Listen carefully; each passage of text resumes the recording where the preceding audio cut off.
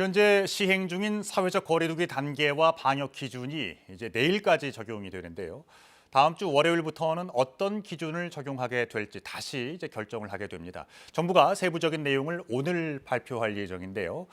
가장 큰 관심은 역시 수도권의 다중이용시설 밤 9시 이후 영업 제한 문제, 그리고 전국적으로 시행하고 있는 5인 이상 사적 모임 금지가 완화될지 혹은 유지될지의 여부입니다. 현재 코로나19 확산 상황이 불안정하기 때문에 정부의 고심이 깊어 보입니다. 이지윤 기자입니다. 최근 일주일간 코로나19 신규 확진자는 하루 평균 380여 명입니다. 확진자 수만 보면 사회적 거리두기 2단계에 해당합니다.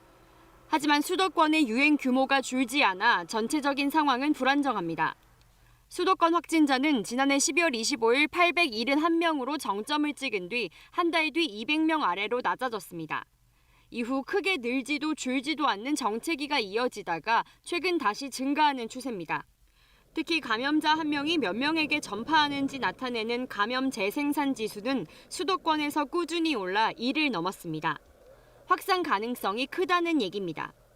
전파력이 훨씬 센 걸로 알려진 변이 바이러스가 이미 80건 확인된 것도 위험 요인입니다.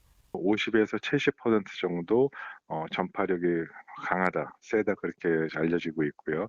따라서 기존의 방역 대책이 무력화될 가능성이 큽니다. 변이 바이러스 하나만으로도 4차 대유행이 발생할 수도 있고요. 자영업자와 소상공인들은 이미 한계 상황이라고 호소합니다.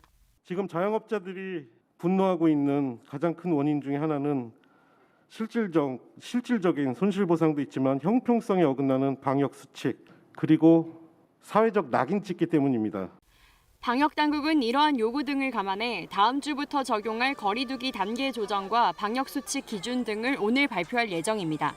가장 큰 관심은 수도권 다중이용시설 영업시간 제한이 완화될지 여부입니다. 비수도권만 10시로 늦춰졌는데 수도권도 함께 연장되는 방안이 유력하게 검토 중입니다. 현재 수도권 2.5단계, 비수도권 2단계 거리두기가 내려갈지도 관심사입니다. 반면 감염 확산에 효과가 컸던 5인 이상 사적 모임 금지는 계속 유지될 가능성이 높은 것으로 알려졌습니다. 방역 당국은 집합 금지 업종 간 형평성 문제가 여러 차례 제기돼 이를 근본적으로 다시 분류하는 방안도 논의 중입니다.